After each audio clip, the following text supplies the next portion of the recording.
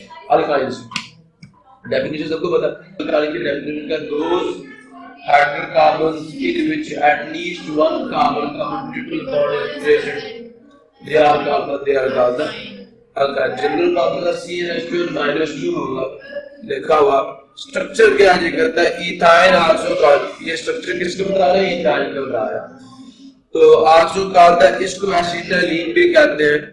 In the simplest member of alkyl family, in ethine the two carbon atoms share 3 pairs of electrons। तो दो carbon atoms है, electrons के 3 pairs को triple bond बनाएगा। This means हर carbon के पास एक इलेक्ट्रॉन बाकी बचेगा। This means the carbon atoms are joined by triple bond। How many hydrogen atoms can share electrons with each triple bonded carbon atom? Structure of ethyne आपके सामने है, ठीक है, ट्रिपल बॉन्ड मौजूद है। डू यू नो एसिटाइलिन जिसको हम ethyne कहते हैं is used oxy acetylene torch. Gas welding में भी देखिए लंबी सी आगे से वो होता है पाइप से, उसके आगे से आग निकल रही होती है जी, गैस वेल्डिंग वो वहां पर यूज होती है for cutting and welding metals. Such torches can produce temperature as high as 3000 degrees Celsius। इसके लिए काट देती है उसको, पिघला देती है उसको। गैस वेल्डिंग में ये काफी यूज होती है। ये आप यूजेस एसिटाइलिन के पूछ सकते हैं। Writing the structural formula for the alkynes, जैसे हमने अल्कीन्स के देखे, इसका भी लिखेंगे। ड्रॉस्ट अगर आप एक सही तरीके से अच्छी तरीके से याद कर लिए ना, बाकी आपको याद हो जाएगा। सब पैटर्न देखिए। अब इसकी प्रिपरेशन देखेंगे, पहले इंट्रोडक्शन लिया, फिर प्रिपरेशन देखेंगे, फिजिकल प्रॉपर्टीज, प्रिपरेशन और केमिकल प्रॉपर्टीज आएंगे, यूजेस आएंगे। सो क्या जी, राइटिंग स्ट्रक्चरल फार्मूला फॉर अल्काइल, draw structural formulas for 1 butyne 2 butyne. समझ लो बट समझ आ रहे हैं, कार्बन एटम 4 है और आयन बता रहा है कि फैमिली है, अल्काइल फैमिली है। आपने 4 कार्बन एटम की चेन बता दी है और जो नंबर है कार्बन एटम का उसके और उसके नेक्स्ट के दरमियान में ट्रिपल बॉन्ड बना है। समझ आया, ये लिखा हुआ but means 4 carbon atoms ending ion indicate the alkyl family। Writing a string of 4 carbon atoms and give the number to each carbon atom from one side, किसी साइड से कार्बन एटम को शुरू कर देना और जो कार्बन एटम का number आपके ग्राफ में मौजूद है उसके नेक्स्ट कार्बन एटम को इसके ऊपर बना देना। So the number written before the name indicate the position of triple bond between the carbon atom and next to it carbon atom। ठीक है, make a triple bond between the this carbon atom that is given to you in the name and the next to it। Attach required number of hydrogen atom to the carbon atom to give each carbon atom the 4 bonds। नीचे देख ले, 4 की chain बनाई और triple bond पहले 2 के दरमियान में रख दिया, फिर ट्रिपल बॉन्ड सेकंड और थर्ड के दरमियान में रख देना नीचे। ये स्ट्रक्चर आपने ये सारे पॉइंट लिख दे, आपने ये काम किया। जनरल मेथड फॉर प्रिपरेशन हमने यहाँ पे क्लोरीनेशन किया ही थी, ऐसा ही है। तो जो कंपाउंड में मिला वो विशिनल डाइहैलाइड नहीं है, विशिनल डाइहैलाइड है ना। डेफिनेशन ये है कि 2 एडजेसेंट कार्बन एटम्स के ऊपर 2 अल्काइल हैलोजन एटम मौजूद होते हैं, विशिनल डाइहैलाइड ऐसा ही है। इसकी वजह इससे डीहाइड्रोहैलोजिनेशन, आपको क्या मिलेगा, अल्काइल मिलेगा। इसकी क्या करना था आपको पता, ये क्या करना है, आपको देता हूं एक कंपाउंड, मैं आपको अल्काइल हैलाइड दे देता हूं और आप मुझे क्या तैयार करते हैं, अल्काइल तैयार करेंगे। तो आपने पहले क्या करना, उस अल्काइल हैलाइड को कि डिहाइड्रो हैलोजिनेशन से आपने पहले इथीन यूज करनी है, फिर इथीन की क्लोरीनेशन करनी है, विशिनल डाइहैलाइड मिलेगा, एक क्लोरीन निकाल के 2 क्लोरीन डाल दिया, ऐसा ही है। फिर आपने ये ट्रीटमेंट करनी है अल्कोहलिक की वजह से आपने रिएक्शन करना, देखिए ना जिंक की मौजूदगी।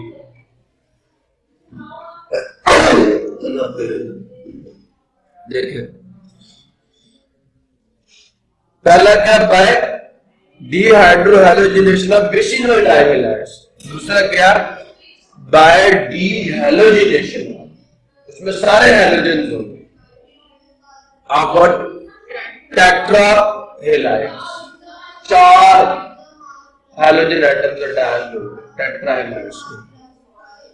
देखते हैं पहला दे दिए विशिनल डाइहैलाइड्स, क्या पहले डेफिनेशन देख लो विशिनल डाइहैलाइड की।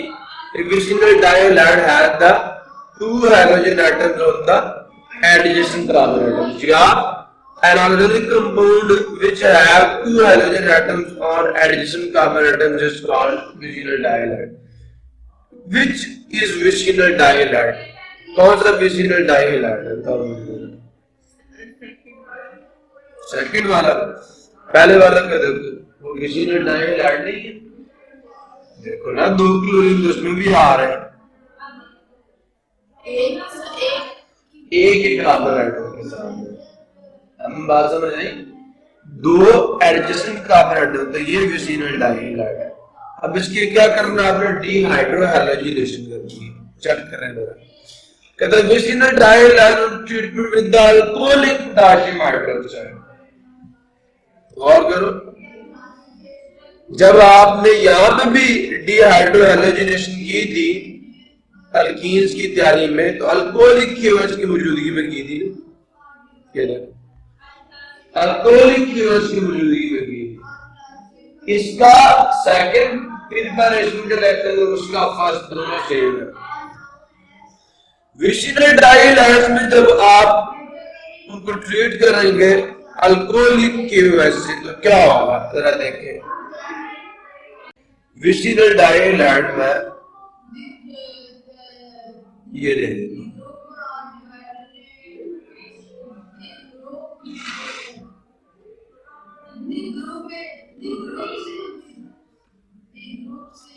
किसकी मौजूदगी में, अल्कोहलिक KOH की मौजूदगी में आपने रिएक्शन करवाना है। इधर ऊपर अल्कोहल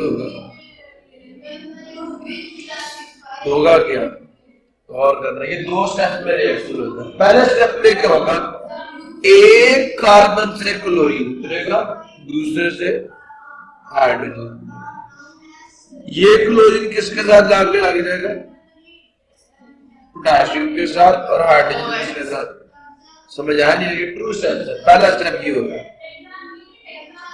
तो क्या बन गया, एक डबल बॉन्ड बन जाएगा, ठीक है।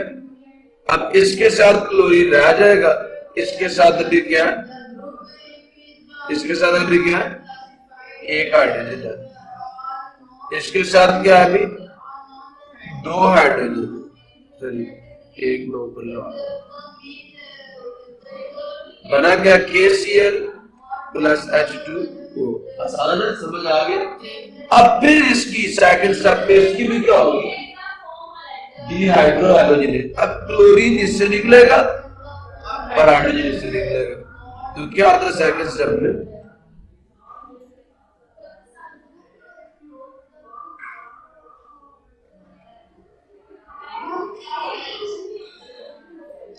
KOH अल्कोहल यहाँ पे होगा। तो ये पोटेशियम जो है ये इधर से क्लोरीन को निकाल लेगा, ये H इसके साथ लग जाएगा, इधर से H, ठीक है, एडिशन से निकालना। तो आपको ट्रिपल बॉन्ड मिल गया, यहाँ पे भी एक H है, यहाँ पे भी एक H, देखो यहाँ पे एक H बच गया, वहां पे पहले से एक H था, तो इथाइन आपको मिल गया, और साथ क्या मिला आपको, KCl प्लस H2। अब अगर मैं यहाँ पे 2 KOH डाल देता तो सीधे सीधा आप डायरेक्टली ये डाल सकते हैं, ठीक है। अब आ जाए वापस, ये लिखा हुआ है रिएक्शन occurs in 2 steps। पहला क्या है, vicinal dihalide treatment with alcoholic potassium hydroxide eliminates 2 of hydrogen halides from the adjacent carbon atom. दो hydrogen halides remove है. Removal of two molecules from the adjacent carbon atoms form a triple bond between the two carbon atoms. This process occurs in two steps. क्या जी? पहले में क्या हुआ? एक hydrogen halide remove, दूसरे में दूसरा रिमूव. विसिनल डाइहाइलाइड है ये. 1,2 डाइक्लोरो, 1,2 डाइक्लोरो इथेन. पहले और दूसरे के ऊपर एक क्लोरीन लगा तो बता दिया रही है इसका. इसे विसिनल डाइहाइलाइड कह दिया. ये क्या? ये इस ग्रुप को क्या कहते हैं?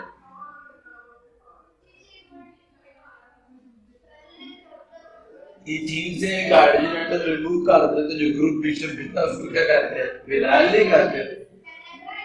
क्या बोल रहे हो? तो ये विनाइल क्लोराइड है. क्या बन गया? विनाइल क्लोराइड बन गया. ठीक है. अब विनाइल क्लोराइड के फिर आपने केओएच से रिएक्शन करना तो आपको ये टाइप मिल जाएगा. ठीक है. तो ये अपना बातें लेते हैं. अगर which of the following alkyl halide will form alkyne on treatment with the alcoholic KOH? कौन आपको अल्काइन देगा? ये वाला सेकंड वाला. पहले वाला क्या देगा आपको? वो अल्काइल हैलाइड है. अगर उसको KOH के साथ ट्रीट करें तो वो क्या देगा? डबल बॉन्ड वाला, मतलब अल्कीन दे देगा आपको.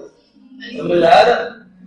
अब बच्चे आपने दूसरा बाय डी हैलोजिनेशन ऑफ टेट्राहाइड्राइड. ये क्या होगा? इनके साथ 4 हैलोजन एटम 2 हाइड्रोजन प्राप्त के साथ जुड़े हुए. ठीक है. इसको कैसे करना है? एक थोड़ा सा ये डिफरेंट है. उसका एक और इसका एक सेम हो गया ना. अल्काइन्स और अल्कीन्स के. इसका क्या बच्चे खुद सोचोगे आपको समझ आएगा कि यहाँ पर डबल ट्रिपल बॉन्ड है लेकिन 2 क्लोराइड होना चाहिए. अगर टेट्राक्लोराइड जो है ना जिंक के साथ ट्रीट करने पे ट्रिपल बॉन्ड क्या होगा? Carbon tetrachloride tetrahydride treatment with the zinc dust undergo dehalogenation forming alkynes. Reaction occur in 2 steps. कैसे? यहाँ पे कार्बन टेट्राक्लोराइड होता है एज ए कैटलिस्ट. जिंक क्या करता है? इधर से 2 क्लोराइड का मिसाल लगा ले. डबल बॉन्ड बन गया. ठीक है. आगे देखो फिर ये मजीद उससे रिएक्शन करेगा. ये सारा ये आसान से आंसर आप देख के डरते हो. समझ आया नहीं यार? तो 2 रिएक्शन आपने पढ़ लिए. विसिनल डाइहाइलाइड्स से आपने तैयार करना उनके डीहाइड्रोहाइलोजिनेशन से तैयार करना है और टेट्राहाइलाइड्स की डीहाइलोजिनेशन से तैयार करना है. This is a treatment with zinc in the presence of carbon tetrachloride. You will have that treatment. Properties are तो like alkenes ये भी unsaturated है. ठीक है. उसके बाद पहले 3 मेंबर्स गैसेस है. नेक्स्ट 8 मेंबर्स और है और आगे सारे ये एक तरतीब हो रही है ना. वहां पे भी थी यहाँ पे भी. पहले सैचुरेटेड थे या अनसैचुरेटेड है दोनों. उसमें हमने एटम गिर इतने लिक्विड इतने गैसेस है इतने सॉलिड है इनके उधर बता दिए. अब they are not polar. They are non polar. बाकी non polar and dissolve readily in solvents का बता दिए. Ethyl has darling like on. लेकिन जो इथाइन आपका जिसे ऑक्सीएसिटाइलिन पहला मेंबर इसकी जो बू है वो लहसुन जैसी है. ठीक है. फिर कहता है alkynes are reactive compound due to the present triple bond. Double bond की वजह से रिएक्टिव है, ट्रिपल बॉन्ड की वजह से रिएक्टिव है. अल्काइन्स को एडिशन रिएक्शन को एडिशन सारे एक ही याद वाला दूसरा ऑटोमेटिकली होगा. One molecule add across the double bond. एक एडिशन रिएक्शन. एक बॉन्ड जो है उसको एक मॉलिक्यूल तोड़ता है तो 2 कौन तोड़ेगा? 2 तोड़ेगा. Alkynes also undergo addition reaction like alkenes. How many molecules will add a carbon double bond? Triple bond के साथ कितने चलेंगे? डबल बॉन्ड के अंदर एक सैचुरेटेड हाइड्रोजन एक यूज हुआ था, तो ट्रिपल बॉन्ड के लिए दो चाहिए सिंगल बॉन्ड में चेंज करने के लिए। एडिशन आता है, एडिशन रिएक्शन, वहां पे भी एडिशन दिया था, इन दोनों का रिएक्शन सेम है, ठीक है।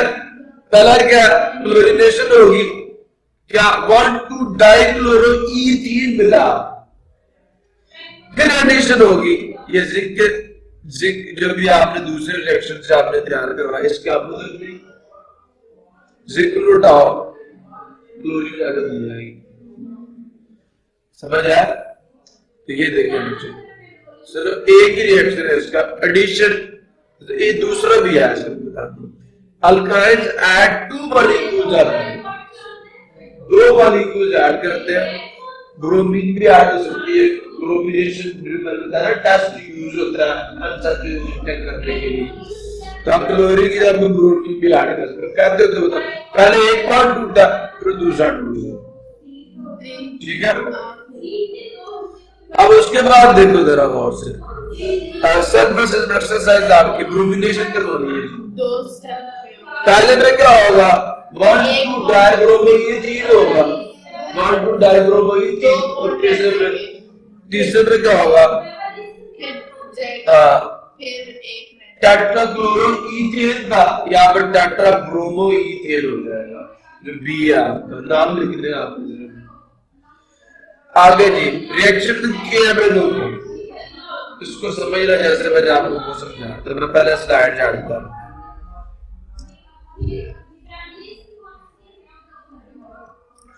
बच्चे यहाँ पे ना वहां पे हमने डाइल्यूट अल्कलाइन सॉल्यूशन के एमएनओ का यूज किया था, यहाँ पे स्ट्रॉन्ग यूज है, इससे यहाँ पे स्ट्रॉन्ग के MnO4 का सॉल्यूशन यूज करते हैं। पहले हम इसको देख लेते हैं क्या लिखा हुआ, फिर मैं आपको करके दिखाता हूँ, दोनों के डिफरेंस याद रखना। वहां पे MnO4 water reaction OH group बन रहा है, यहाँ पे वहां पे कितने लगे थे, 2 OH लगे थे, यहाँ पे कितने लगेंगे, 4 OH लगेंगे, स्ट्रॉन्ग ऑक्सीडाइजिंग एजेंट चाहिए, ठीक है।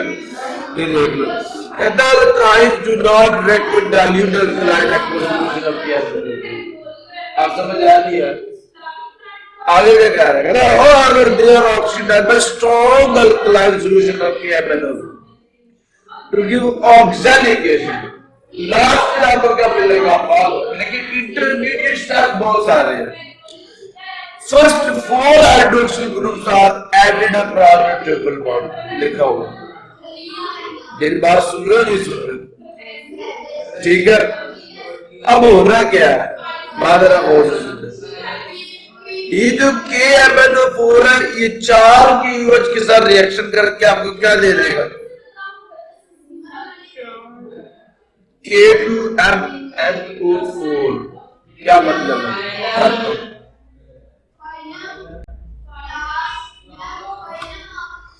और KMnO4 में कितने यूज हो रहे हैं, 4, KOH में कितने यूज हो रहे हैं, मैं एक के लिए शो कर देता हूं, अब 4 की यूज कर रहे हैं, सवाल ये पता होता है कि 4 ही क्यों यूज कर रहे हैं, बात समझाता हूँ आपको, मैं भी गौर से सुन रहे,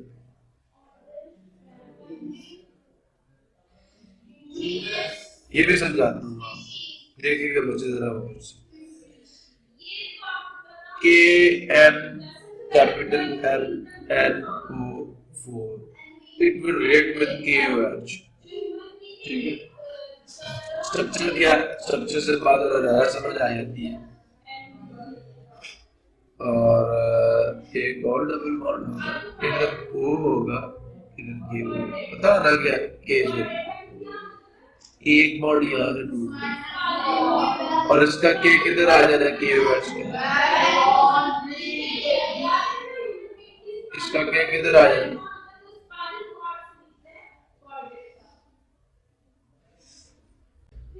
अच्छा बात समझ आ गई नहीं है, बात समझ आई है, बापे ठीक है ना, बात समझ आई है, ये रिएक्शन ऊपर लिखा होगा, ठीक है। असल में ये 4 O नहीं निकले, क्या निकले, 4 OH निकले। ये वाला थी। अच्छा देखते हैं ना, खुद ही फैसला कर लेते हैं, ठीक है। MnO4 के साथ ही अब एक लगेगा तो एक OH निकलेगा, तो यहाँ हम इसको भी 4 करते हैं, इसको भी 4 करते हैं, तो नतीजतन में कितने मिल जाएंगे OH? 4 OH मिल जाएंगे और 4 ही हमें क्या मिल जाएंगे? K2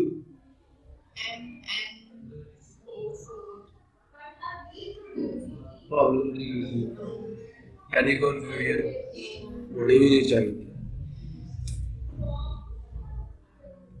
अच्छा एक बात बताओ तुम्हें, और से सुनो, अब ये जो 4 OH निकलेंगे ना यहाँ से, ये रिएक्शन में उन्होंने बताता हूँ जो आपके बुक में रिएक्शन लिखा है वो भी समझाता हूँ आपको। देखो असल में ये जो रिएक्शन है ना, इसके अंदर थोड़ी सी प्रिंटिंग एरर आ गई इनसे, वरना उन्होंने ठीक लिखा होगा। ये अब यहाँ KOH आ गया, ये बॉन्ड खत्म होगा, ये यहाँ पे लगेगा, नतीजतन आपने 4 का रिएक्शन करवाया, आपको ये भी 4 आपने लिए, ये भी आपने 4 लिए, ठीक है। अब जो 4 OH है ना, जरा गौर से देखना, H ये OH है प्लस इसको भी इधर भी OH ले लो, ये जो H और ये जो OH है ये मिलकर क्या बना देंगे? पूरा OH मिलकर पानी बना, ठीक है। पीछे एक O बच जाएगा, तो 4 सुन लो 2 OH मिलके आपको एक पानी के मॉलिक्यूल और एक ऑक्सीजन देंगे, ठीक है। मतलब 2 OH हो तो आपको क्या देंगे? एक पानी का मॉलिक्यूल दे देंगे और एक ऑक्सीजन दे देंगे, क्लियर हुआ। अब अगर आप इसको 4 कर दो तो ये 2 हो जाएंगे और ये भी कितने हो जाएंगे? 10 ऑक्सीजन के मॉलिक्यूल 2। अब वो रिएक्शन आप लिखते हैं, जरा गौर कर। इस रिएक्शन के नतीजे में जो आपके बुक में लिखा हुआ, जो हम अभी लिख रहे थे कि 4 KOH होंगे तो वो किससे मिले? 4 KMnO4 के साथ, नतीजतन हमें क्या मिल गए? 4 K2MnO4। अब आप कहते 4 OH, आपको मैंने भी कहा कि 4 OH जो है वो क्या है? 2 पानी और 2 नेसेंट ऑक्सीजन, यही है। तो डाल दो यहाँ पे, तो यहाँ पे 2 नेसेंट ऑक्सीजन आ गए और 2 क्या आ गए? वाटर। प्रॉब्लम अब बच्चे वहां पे एरर ही हुई है कि उनसे सिर्फ यहाँ पे क्या नहीं लिखा गया, ये 4 की गलती होगी, ठीक है। प्रॉब्लम नहीं है। अब आगे क्या रिएक्शन रहा, आप सिर्फ उसको छोड़े, इधर देखें, आपको ये रिएक्शन पता चला गया कि 4 KMnO4 ने रिएक्शन किया 4 KOH के साथ, आपको क्या मिल गए? 4 K2MnO4 मिले, साथ क्या मिला? 4 OH मिले। अब आपके पास ये इथाइन है, HC ट्रिपल बॉन्ड CH, इसके साथ 4 OH जो वहां से प्रोड्यूस, क्यों 4 लिए? क्योंकि 4 में 4 तो ऐड हो गए, एक बॉन्ड को तोड़ने के लिए 2 है, तो नतीजतन आपको क्या मिलेगा? यहाँ सिंगल बॉन्ड मिलेगा, यहाँ पे भी OH होगा, यहाँ पे भी OH होगा, इधर भी OH होगा, इधर भी OH होगा, और इधर क्या होगा? एक H होगा, इधर भी एक H होगा। इसका नाम डाल,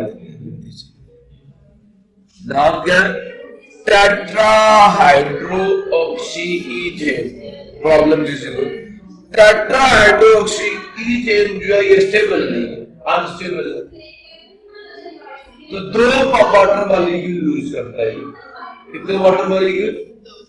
अब वाटर 2 मॉलिक्यूल, जो वाटर के 2 मॉलिक्यूल ये लूज करेगा, वो कैसे करेगा? जो 2 OH है ना,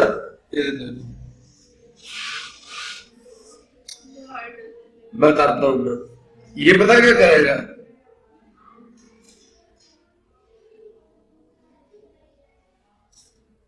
ये लूज हो गई, समझ आया? इसके OH ने इससे H ले लिया, अब इसका जो OH है उससे H ले लेगा। नतीजतन देखो एक बॉन्ड यहां से खाली हुआ और एक बॉन्ड यहां से, इसका ऑक्सीजन का भी एक बॉन्ड खाली हुआ, कार्बन का भी एक खाली हुआ, ये दोनों आपस में डबल बॉन्ड बना रहे हैं। समझ आया? इसी तरह अब इधर ऑक्सीजन का खाली हुआ, यहाँ कार्बन का खाली हुई, दोनों आपस में कौन सा ग्रुप बन गया? कार्बन। समझ आया? तो यहां क्या करना है, ये टेट्राहाइड्रोक्सी इथेन है आपका,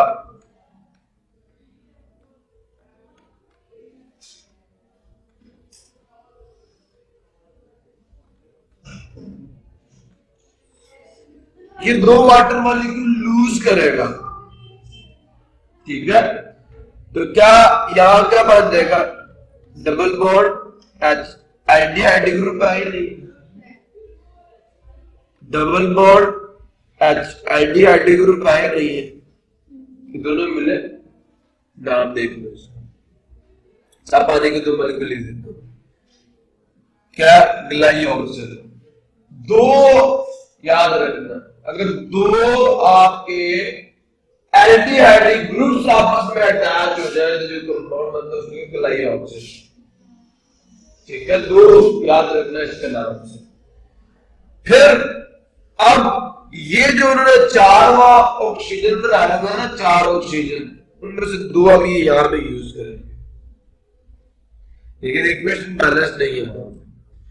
अब आपको ये तो पता है कि जो आपके पास हाइड्रोक्सिल ग्रुप बन रहे हैं KMnO4 से, ये आपस में मिलकर क्या दे सकते हैं आपको? दो नेशनल ऑक्सीजन नहीं दे सकते, नहीं दे सकते। ये नेशनल ऑक्सीजन क्या करते हैं, यहां आगे अटैक करते हैं, इसको भी हाइड्रोक्सिल में चेंज करते हैं, इसको भी ऑक्सैलिक एसिड करते हैं। समझ आ रही है? तो यहां पे मैं साथ दो वाटर मॉलिक्यूल डाल देता हूं। अब ये क्या करेगा, हम इसकी मजीद ऑक्सीडेशन करेंगे in the presence of KMnO4। तो जो ग्लाइऑक्सिल है, जो दो एल्डिहाइड ग्रुप आपस में जुड़ के जो कंपाउंड बना रहे हैं, ये क्या करता है, ये फर्दर ऑक्सीजन के दो मॉलिक्यूल्स के साथ रिएक्शन करके आपको क्या बना देगा? हाइड्रोक्सिल, कार्बोक्सिल बन गया, ये भी कार्बोक्सिल बन गया। अगर दो कार्बो ऑक्सिलिक एसिड आपस में जुड़ जाए तो जो कंपाउंड होता है ऑक्सैलिक एसिड। कौन सा एसिड? ये ऑक्सैलिक, वो ग्लाइऑक्सिल का, ये ऑक्सैलिक एसिड। हाँ, अब अगर आप इस ऑक्सैलिक एसिड की डिहाइड्रेशन करते हैं तो आपको कार्बन डाइऑक्साइड मिलेगी, कार्बन मोनोऑक्साइड मिलेगी, पानी मिलेगा, ये कार्बन मोनोऑक्साइड की केमिकल रिएक्शन, ठीक है? तो ये भी हमने नहीं करना, हमारे लिए ये नहीं है। हम अगर इसकी भी ऑक्सीडाइज की तो ये था, ठीक है? तो स्टेप्स क्या आते हैं? पहले तो आपने KMnO4 को ऑक्सीडाइज करवाया, ठीक है? अगर इसको याद करने का तरीका सीख लो। पहला क्या आता है, आपने चुप करके क्या करना है, KOH ने रिएक्शन करना है किसके साथ? K4 के साथ। तो क्या देगा आपको? K2MnO4। अब जितने मर्जी हाइड्रोक्सिल ले लो, जितने मर्जी हाइड्रोक्सिल ले लो, हम क्या करते हैं यहाँ पे, बागौर से सुनना। अब यहाँ पे मैं 8 KOH लेता हूँ, वजह बताऊंगा क्यों। यहाँ पे भी ये कितने ले लेता हूँ? 8, ये 8 बन जाएंगे। हमारे पास हाइड्रोक्सिल कितने बनेंगे? वो भी 8 ही बनेंगे। 8 KOH कितने लूज करेंगे? 8, हर चीज 8। अब इन 8 में से जो 4 होंगे ना, 4 वो यूज होंगे कहां पे? टेट्राहाइड्रोक्सी इथेन बनाने। मेरी बात समझी नहीं समझी? टेट्राहाइड्रोक्सी इथेन बनाने।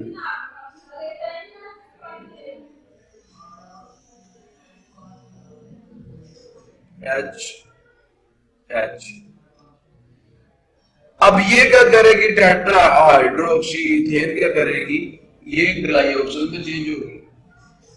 टेट्रा हाइड्रोक्सी इथेन यहां से ना कम नीचे या आगे कर देता हूं, -2 वाटर मॉलिक्यूल जो कि आपने आगे डाल देना है। किसमें गया जी, ग्लाइऑक्सिल, 2 एल्डिहाइड बन गए, 2 वाटर मॉलिक्यूल से निकल गए, ठीक है ना। अब जब इसकी मजीद आप ऑक्सीडेशन करेंगे इन MnO4, मजीद 2 आप ये ऐड कर देंगे इसके अंदर, तो ये बन जाएगा ऑक्सैलिक एसिड। हाइड्रोक्सिल में एल्डिहाइड ग्रुप हाइड्रोक्सिल ग्रुप में चेंज हो जाएगा, ठीक है। ये आपका रिएक्शन है। अब आप जरा याद कीजिए फर्क इसमें बियर्स टेस्ट में और इसमें फर्क क्या है, एक रिएक्शन दोनों का सेम है, उधर भी क्लोरीनेशन क्लोरीनेशन हो रही है, यहाँ पर भी एडिशन रिएक्शन है। दूसरा कौन सा रिएक्शन है, वहां पे डाइल्यूट अल्कलाइन आपने यूज किया, 2 हाइड्रोक्सिल ग्रुप ऐड हुए थे। यहाँ पर स्ट्रॉन्ग यूज किया है, उसने क्या किया, 2 बार तो 4 हाइड्रोक्सिल ग्रुप ऐड किए, ठीक है। उसके बाद 4 हाइड्रोक्सिल ग्रुप ऐड करने के बाद आपके पास टेट्रा हाइड्रोक्सी इथेन मतलब स्टेबल नहीं था, उसने 2 पानी के मॉलिक्यूल यूज किए, एक से एक OH लिया, दूसरे से H लिया, एक से OH लिया, दूसरे से H लिया, ठीक है।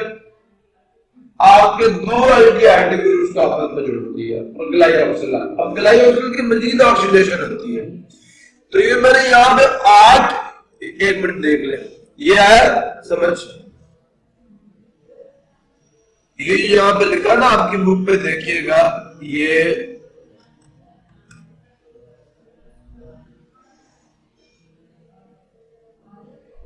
जो है ना, ये चीज अभी मैंने आपको बताया, ये क्या है, ये 4 हाइड्रोक्सिल ग्रुप्स, देख 4 हाइड्रोक्सिल ग्रुप्स आपस में मिल जाए तो ये लिखा हुआ मैंने, ये एडअप होंगे तो आपको क्यों पानी H और OH की फॉर्म में, H और OH की फॉर्म में, एक को इधर लग जाए, एक को इधर लग जाए, ये भी हाइड्रोक्सिल, ये भी हाइड्रोक्सिल, ये भी हाइड्रोक्सिल, ये भी, ठीक है। तो ये इसका मतलब ये 4 हाइड्रोक्सिल इसके अंदर ऐड कर दें, ठीक है। ये घबराना नहीं इसको देख के। फिर कहता है टेट्रा हाइड्रोक्सिल जो इथेन है वो स्टेबल कंपाउंड नहीं है, it loses 2 water molecule to form the glyoxal which oxidise to oxygen. मजीद अब इससे 2 पानी के मॉलिक्यूल निकले, इसकी मजीद ऑक्सीडेशन हुई। अब ये 2 O कहां से है, जो मैंने वहां पे अभी 8 लिखा था ना, ये वाला, इन 8 में से 4 कहां पे यूज हो गए, यहां पे, और जो पीछे 4 है, जो पीछे 4 है OH, वो आपस में रिएक्शन करके क्या देते हैं, आपको 2 नेसेंट ऑक्सीजन देते हैं और 2 पानी के मॉलिक्यूल। ये 2 नेसेंट ऑक्सीजन का यूज करेंगे यहाँ, आप समझ आया, इस वजह से मैंने हटा था। अब आप इसको एडअप करेंगे, आपको मिल जाएगी, लेकिन जैसे उन्होंने लिखा आपने वैसे ही लिखा। तो अभी हमने स्टिल 2 केमिकल प्रॉपर्टीज पढ़ी, एक रिएक्शन में हाइड्रोजन एडिशन रिएक्शन का, दूसरा रिएक्शन में केमिकल जिससे ऑक्सीडेशन रिएक्शन ये कहा है, ठीक है जी। उसके भी यही है, इसके भी यही है। अब बात खत्म हो गई, आगे आप इसकी यूजेज देखते हैं। क्या कहता है, natural gas, petroleum and coal are important sources of hydrocarbon. These hydrocarbon are major sources of energy when they burn in air, a highly exothermic reaction है। जब ये हवा में चलते हैं तो बहुत ही एक्सोथर्मिक रिएक्शन का, दोज रिएक्शन, हाँ, those chemical reactions in which heat is involved, ठीक है, और जिनमें absorb होती है,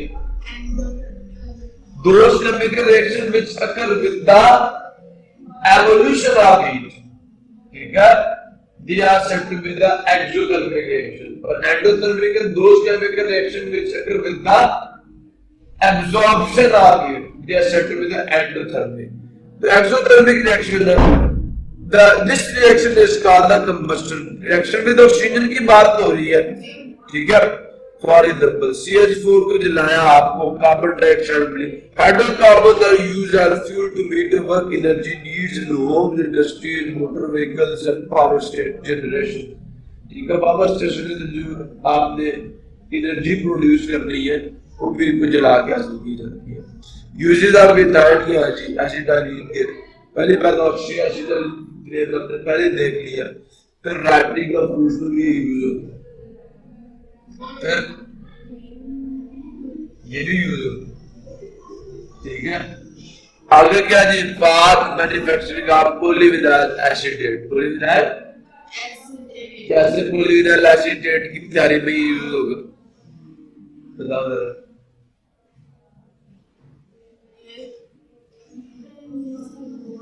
इसको किसी तरीके से हम विनाइल एसीटेट पे चेंज करते हैं, इसकी हाइड्रोजनेशन करोगे तो आपको इथीन मिलेगी, नहीं मिलेगी? तोड़ेंगे उस फिर इसमें हाइड्रोजन बात समझ आ गई नहीं आ गई? क्लियर हो गया नहीं हो गया? Any confusion? आगे चलते हैं। तो पॉलीविनाइल क्लोराइड में से बनता है, पॉलीविनाइल ईथर में से, एंड असल में विनाइल क्लोराइड में से बन रहा है। जितने विनाइल पार्टिकल्स आपके पास आ रहे हैं सारे इसी से आ रहे हैं। आप समझ आ? जैसा कि टेट्रा क्लोराइड था ना, टेट्राइलाइड था ये, तो जैसे सीखते रहे जो आपको पीछे चीज मिलेगी वो क्या होगा? ये एक मिनट बाजिए। आगे बात मिश्रित डाइहैलाइड्स की जो आपने की थी, ये दो तो क्लोरीन नहीं आता, जैसे आपने एक रिमूव किया आपको विनाइल क्लोराइड मिलेगी। इसी तरह आप एसिटिक एसिड से रिएक्शन करवा के एसीटेट लगा सकते हैं साथ किसी तरीके से, तो विनाइल एसीटेट भी आप तैयार करवाएंगे। तो ये चार पॉलीमर्स ही है।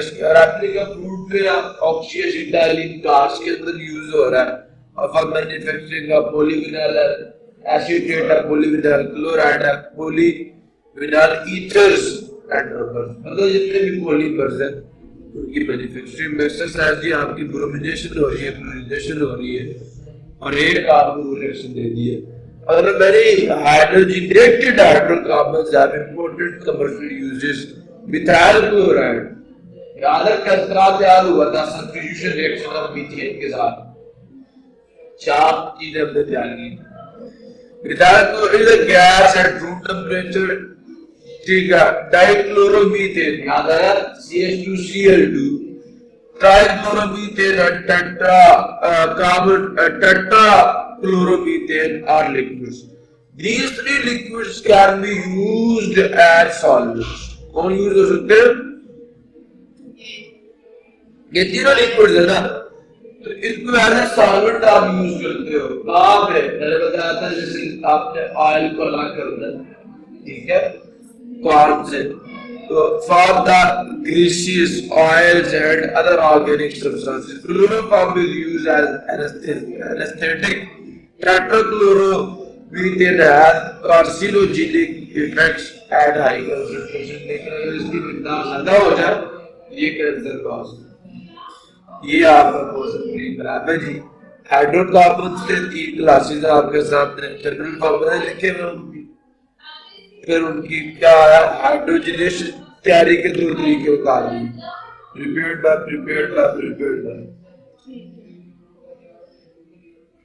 तैयारी के 2 तरीके, दो प्रैक्टिस में परफेक्ट आसान तरीके चैप्टर था, चाहिए आसान है, 4 हेडिंग है। अगर आप चाहते हैं कि ये चैप्टर आप, मैं यही कहता हूँ जो आपकी ऑर्गेनिक केमिस्ट्री है, हाइड्रोकार्बन वाली केमिस्ट्री है, इसको तो याद करना ही होता है, पता है स्टेप्स, प्रिपरेशन के तरीके होंगे, केमिकल प्रॉपर्टीज होंगी, यूजेस होंगे, फिजिकल प्रॉपर्टीज होंगी, और एक बार इंट्रोडक्शन होगा, जनरल फॉर्मूला और डेफिनेशन। तो इसी के साथ आज हम अपना लेक्चर जो है खत्म करते हैं। अल्लाह को खुश रखने, बाद रखे, फिर अल्लाह हाफिज़।